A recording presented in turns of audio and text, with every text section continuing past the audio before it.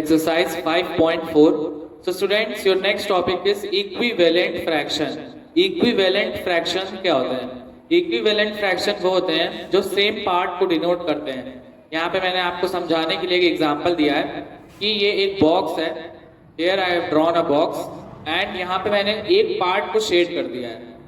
Total box के दो part है। कितने पार्ट है? दो। एक पार्ट ये है और एक पार्ट ये, तो डिनोमिनेटर 2। शेडेड पार्ट कितना है? 1।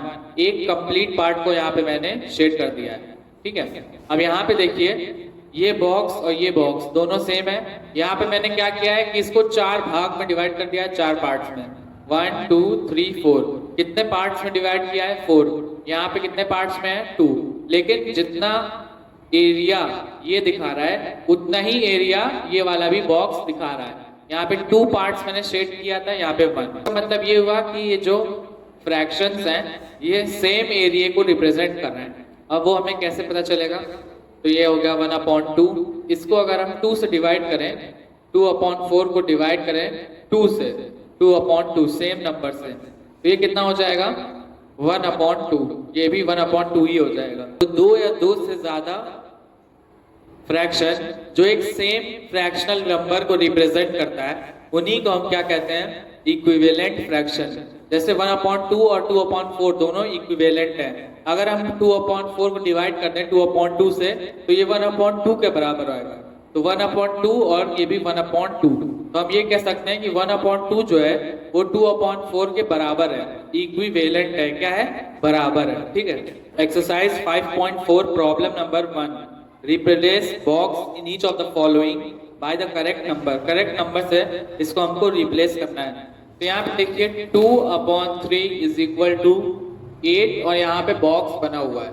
यहाँ पे हम दिमाग लगाएंगे 2 into dash is equal to 8, 2 3 into dash is equal to क्या होगा? तो यहाँ पे 2 कितने सा 8 होता है? 2 4 सा 8 होता है। 2 4 सा 8। तो जितने से हमने न्यूमरेटर को मल्टीप्लाई किया है सेम से डिनोमिनेटर भी मल्टीप्लाई करेंगे। 3 4 सा 12। यहाँ पे 12 आएगा, 12 आप बॉक्स में फिल कर दीजिएगा। नेक्स्ट देखिए 5/7 इज इक्वल टू box/35। यहाँ पे हम देखेंगे 5 और 7 इज इक्वल टू, यहाँ पे डैश है, यहाँ पे 35 है। तो 7 5 × 35 होता है। 5 से मल्टीप्लाई किया गया है तो नीचे मल्टीप्लाई करेंगे तो ऊपर भी हम सेम नंबर से मल्टीप्लाई करेंगे ताकि इसकी वैल्यू पे असर ना पड़े। तो यहाँ पे कितना आ जाएगा? 25। ठीक है। Now students come to problem number 5। 18/24 is equal to box/8। यहाँ पे देखिए क्या है? 24 और यहाँ पे 18 है इज इक्वल टू, यहाँ पे डैश है और यहाँ पे 8 है। तो यहाँ पे डिवीजन किया गया है। क्या किया गया है? डिवाइड।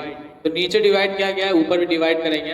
8 कितने से? 24 3। तो यहाँ पे 3 से डिवाइड किया गया है। 24 को जब 3 से डिवाइड करेंगे तो 8 आएगा। यहाँ पे आपको दिखा दूं 24 है, 3 से डिवाइड करिए, 3 8 सा 24। यहाँ पे कितना आया आंसर? 8। तो यहाँ से 3 से डिनोमिनेटर को डिवाइड किया गया है तो हम न्यूमरेटर को भी 3 से डिवाइड कर देंगे।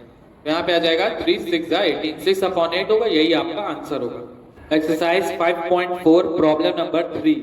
Find the equivalent fraction of 6/7 having a numerator 42। यहाँ पे हमको एक इक्विवेलेंट फ्रैक्शन फाइंड करना है 6/7 का, जिसमें हमें बताया गया पहले से कि जो न्यूमरेटर रहेगा वो कितना होगा? 42। तो यहाँ पे देखिए मल्टीप्लाई किया गया है। ठीक है, तो ऊपर भी मल्टीप्लिकेशन है, नीचे भी मल्टीप्लिकेशन होगा। 6 की टेबल पढ़ेंगे।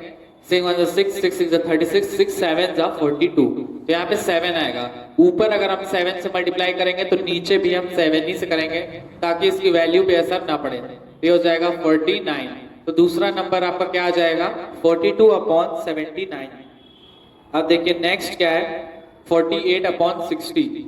48/60 है। आपको डिनोमिनेटर कितना लाना है? 15। मतलब क्या हुआ कि यहाँ पे डिवाइड किया गया है। क्या किया गया है? डिवाइड। तो यहाँ पे आप डिवाइड का साइन लगा दीजिएगा। ठीक है। अब किससे डिवाइड किया गया है? 4 से। किससे डिवाइड किया गया है? 4 से। तो नीचे 4 से डिवाइड किया गया है, ऊपर भी 4 से करना पड़ेगा। तो हो जाएगा 4 1 सा 4 और 4 2 सा 8। 12 आएगा 12/15। 48 को आप 4 से डिवाइड कर लीजिएगा, 12 आपका आंसर आ जाएगा।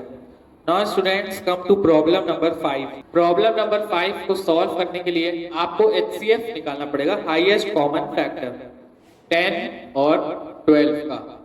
ठीक है, 2 5 जा 10, उसके बाद 12, 2 6 जा 12, 2 3 जा 6, 3। मैं आपको बता दूं, पहले आपको 2 से डिवाइड करना होगा, उसके बाद 5 से। ठीक है, यहाँ पे पहले मैंने 2 से डिवाइड किया है, उसके बाद मैंने 5 से किया है। अगर मैं पहले 5 से डिवाइड कर दूंगा तो मेरा आंसर गलत हो जाएगा। पहले 2 से करेंगे, 2 से नहीं जाएगा तो 3 से चेक करेंगे, 3 से नहीं जाएगा तब 5 पे आएंगे। ठीक है, तो ऐसे आपको HCF निकालना होगा। तो यहाँ पे 10 इज इक्वल टू 2 इंटू 5 और 12 is equal to 2 into 2 into 3। तो यहाँ पे क्या हो गया 3। HCF ऑफ 10 एंड 12 इज कितना HCF है 2। तो हम 10/12 को डिवाइड कर देंगे बाई 2। 10/12 divided by 2/2। 2/2 से डिवाइड कर देंगे, यहाँ पे आ जाएगा 5 और 2 6 जा 12। 5/6 आएगा, यही आपका लोएस्ट टर्म होगा। 5/6 लोएस्ट टर्म होगा, यही आपका आंसर होगा।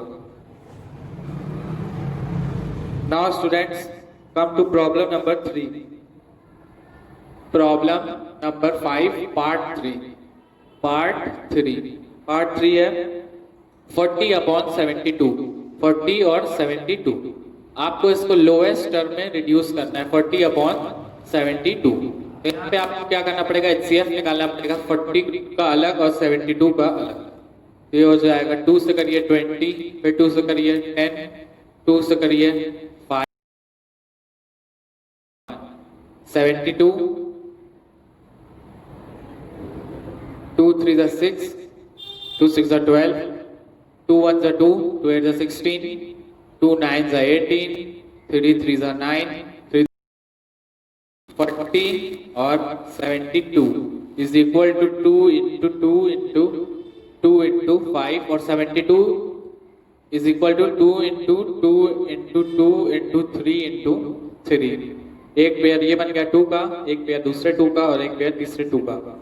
HCF क्या होगा, HCF बराबर 2 इंटू 2 इंटू 2, 2 2 जा 4, 4 2 जा 8, 8 आपका HCF होगा। तो आपको 40/72 को डिवाइड कर देना होगा 8 से। 40/72 डिवाइडेड बाई 8/8, 8/8 से इसको डिवाइड करना होगा। ये हो जाएगा 8 5 जा 40, 8 6 जा 48, 8 7 जा 56, 8 8 जा 64, 8 9 जा 72, 8 9 जा 72 आंसर आएगा आपका 5/9। यही आपका आंसर होगा।